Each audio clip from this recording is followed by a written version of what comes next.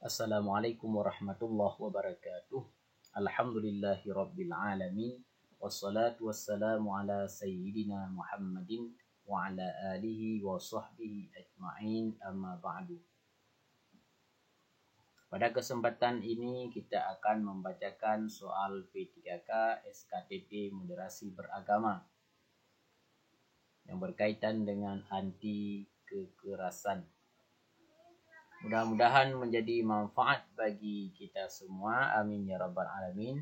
Bagi yang sudah ikut seleksi, mudah-mudahan lulus. Bagi yang masih menunggu esok hari, mudah-mudahan bisa lebih giat belajar lagi. Bismillahirrahmanirrahim. Kita baca soal yang pertama. Suatu tindakan kekerasan yang dapat dilihat secara nyata dan pelaku akan mendapatkan hukuman dari masyarakat secara langsung adalah A. Kufur, B. Kufur, C. Referen, D. Homicide, E. Suicide. Jawaban yang tepat adalah suatu tindakan kekerasan yang dapat dilihat secara nyata dan pelaku akan mendapatkan hukuman dari masyarakat secara langsung adalah A. Kufur. Soal nomor 2. Suatu kekerasan yang dilakukan tidak untuk mendapatkan perlindungan dan bersifat untuk mendapatkan sesuatu adalah suatu kekerasan yang dilakukan tidak untuk mendapatkan perlindungan dan bersifat untuk mendapatkan sesuatu adalah A. Defensif, B. Involuntary manslaughter, C. Murder, D. Aggressive, E. Voluntary manslaughter. Suatu kekerasan yang dilakukan tidak untuk mendapatkan perlindungan dan bersifat untuk mendapatkan sesuatu adalah agresif. Jawabannya adalah D.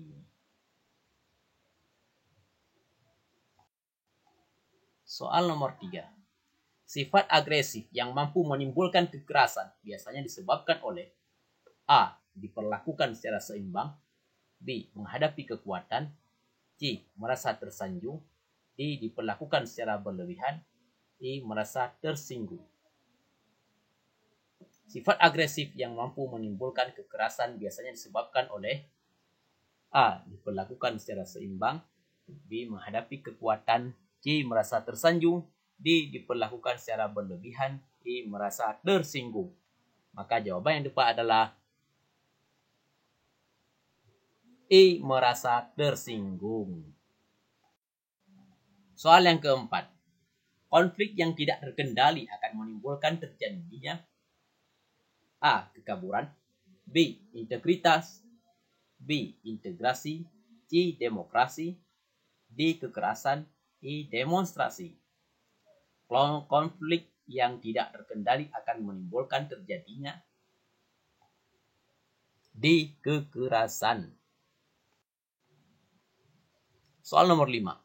Motif utama balas dendam adalah A. Tindakan yang bertalian dengan kesalahan masa lalu oleh individu lain, B. Untuk melampiaskan kekesalan seseorang, C. Keinginan seseorang individu untuk menguasai individu lain, D. Adanya keinginan untuk memiliki kepemilikan orang lain, E. Sifat keras dari individu yang telah mendapatkan perlakuan.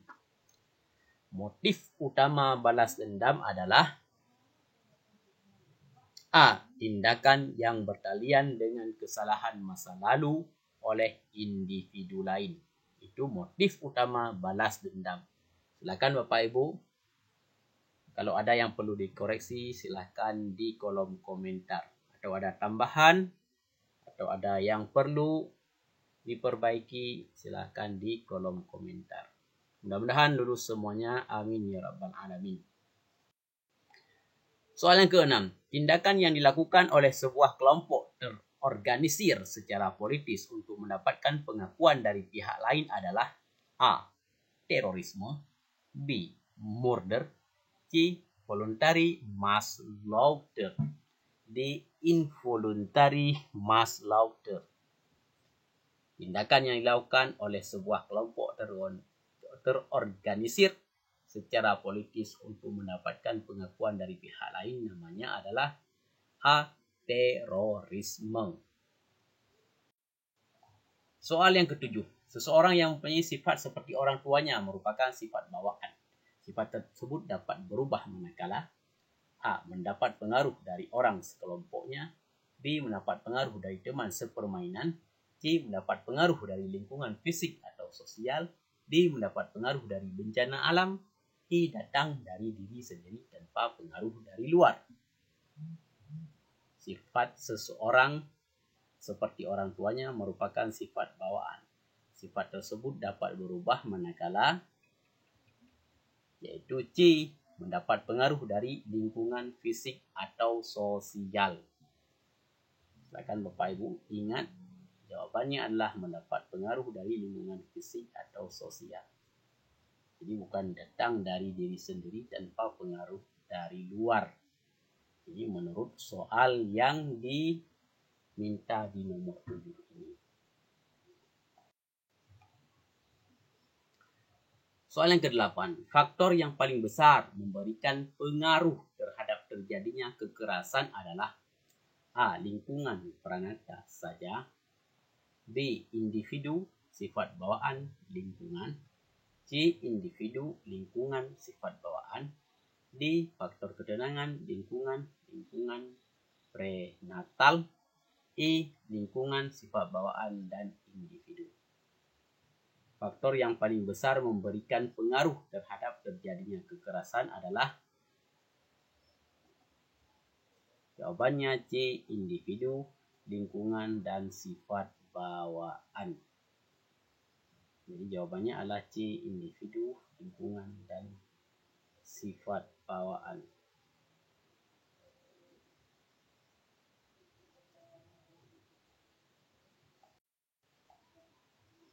Soal nomor 9. Suatu tindakan pembunuhan dilakukan oleh seorang dan secara hukum dibenarkan.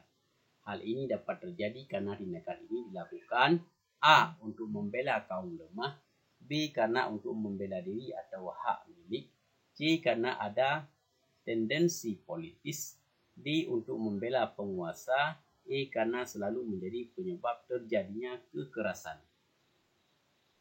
Suatu tindakan pembunuhan dilakukan oleh seorang dan secara hukum dibenarkan. Hal itu terjadi karena apa? Jawaban yang tepat adalah B. Karena untuk membela diri atau hak milik.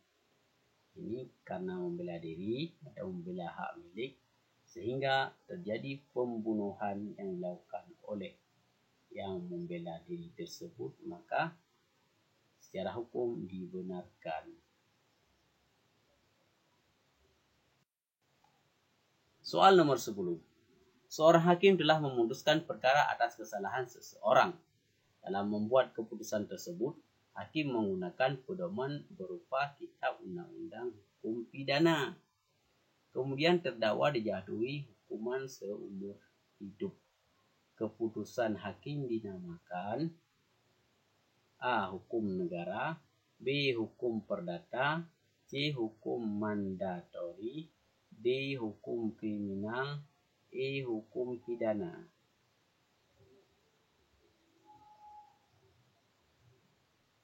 Seorang hakim telah memutuskan perkara atas kesalahan seseorang. Dalam membuat keputusan tersebut, hakim menggunakan pedoman berupa Kitab Undang-Undang Hukum Pidana. Kemudian terdakwa dijatuhi hukuman seumur hidup. Keputusan hakim dinamakan hukuman apa? Jawaban yang tepat adalah hukum pidana. Jadi ingat aja, dalam sumber hukumnya adalah Kitab Hukum Pidana, maka jawabannya adalah hukum pidana. Jawabannya adalah E. Hukum pidana. Nomor 11. Dalam upaya mengurangi tindak kekerasan, maka Polri telah menggunakan undang-undang anti senpi. Dalam undang-undang tersebut sasarannya adalah sebagai berikut kecuali A. Pemilik senpi, B. Pengguna senpi, C. Penjual senpi, D. Pembuat atau perakit senpi, E. Pemilik surat izin senpi. Di dalam upaya mengurangi tindak kekerasan, maka Polri telah mengeluarkan undang-undang anti senpi, senjata api. Dalam undang-undang tersebut sasarannya adalah sebagai berikut kecuali apakah pemilik, ada pengguna, penjual, pembuat, adapun pemilik surat izin senpi. Maka jawaban yang tepat adalah E. Pemilik surat izin senpi.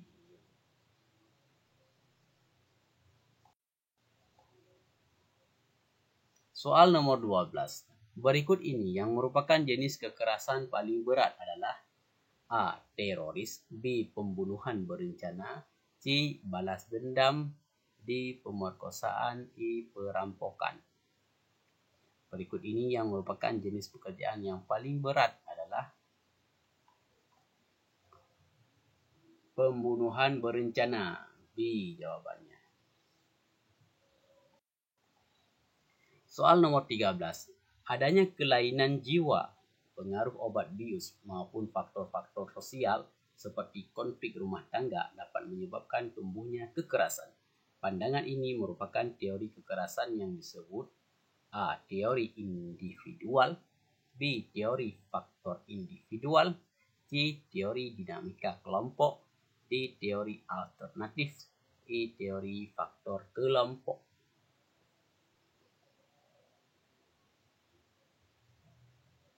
Jadi adanya kelainan jiwa, pengaruh obat bius, maupun faktor-faktor sosial seperti konflik rumah tangga dapat menyebabkan tumbuhnya kekerasan.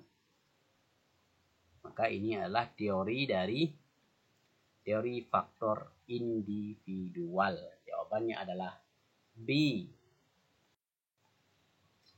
Soal yang ke-14. Kekerasan yang dilakukan oleh Nurdin M. Top dan kawan-kawan dengan pengledakan bom merupakan bentuk kekerasan yang dilandasi oleh perbedaan A. Kesenjangan ekonomi, B. Lingkungan, C. Individual, D. Kelompok sosial, E.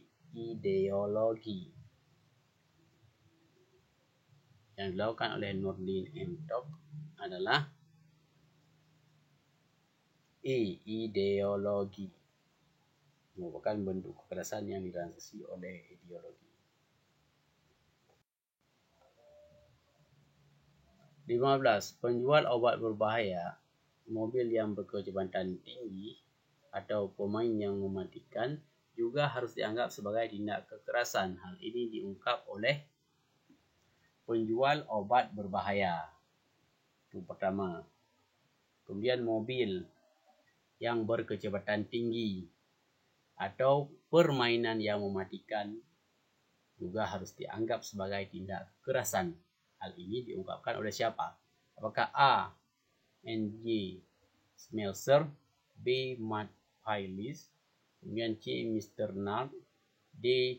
D.R. Gore, E. Jack D. Douglas. Jawaban yang tepat adalah C. Mr. Nard. Wallahu a'lam bishawab wa ilaihil marji wal ma'ab. Mudah-mudahan Allah mudahkan segala urusan kita dengan sebab membantu hamba-hambanya yang beriman. Amin ya rabbal alamin. Di mana ada kesalahan silakan dikoreksi di kolom komentar. Hadanallahu wa iyyakum ajmain. Assalamualaikum warahmatullahi wabarakatuh.